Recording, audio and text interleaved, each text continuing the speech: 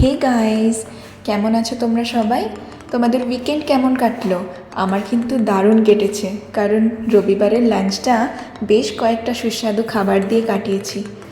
তো এইখানে নিয়ে নিয়েছি ভাতের সাথে আলু, পটল আর চিংড়ি মাছ দিয়ে একটা মাখো মাখো করে তরকারি।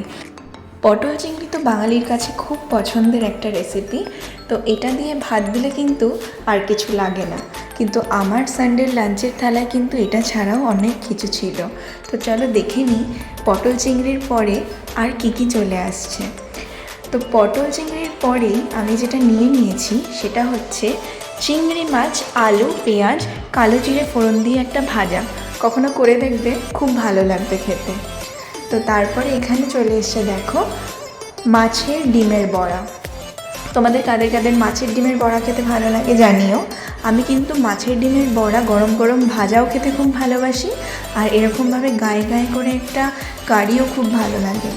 তোমাদের কোনটা ভালো লাগে, গরম গরম ভাজা নাকি এরকম ভাজা করে সেটার আবার একটা গায়ে গায়ে ডিমের মতন কারি? তো এইখানে চলে এসছে শো স্টপার, আজকের সেরা চিকেন কষা। সানডে মানে বাঙালির কাছে কবজি ডুবিয়ে খাওয়া দাওয়া, আর সেই কবজি ডুবিয়ে খাওয়া দাওয়ার মধ্যে মাটন বা চিকেন কিন্তু থাকা ম্যান্ডেটারি।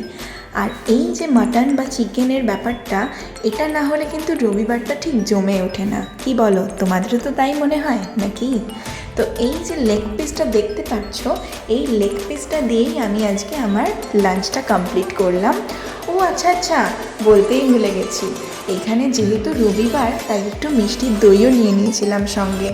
যেহেতু গরমকাল তাই জন্য ম্যাঙ্গো ফ্লেভারের একটা আম দই, আর তাছাড়া একটা নর্মাল মিষ্টি দই। খুব ভালো লাগলো আজকের লাঞ্চটা। তোমাদের কেমন লাগলো জানিও। আর এভাবেই আমি আমার সানডেটাকে স্পেশাল করে তুললাম, আমার এই সুন্দর সুন্দর খাওয়া দাওয়া নিয়ে, আর তোমাদের সাথে সেটা শেয়ার করে। তো চলো আজকের মতন এইটুকুই।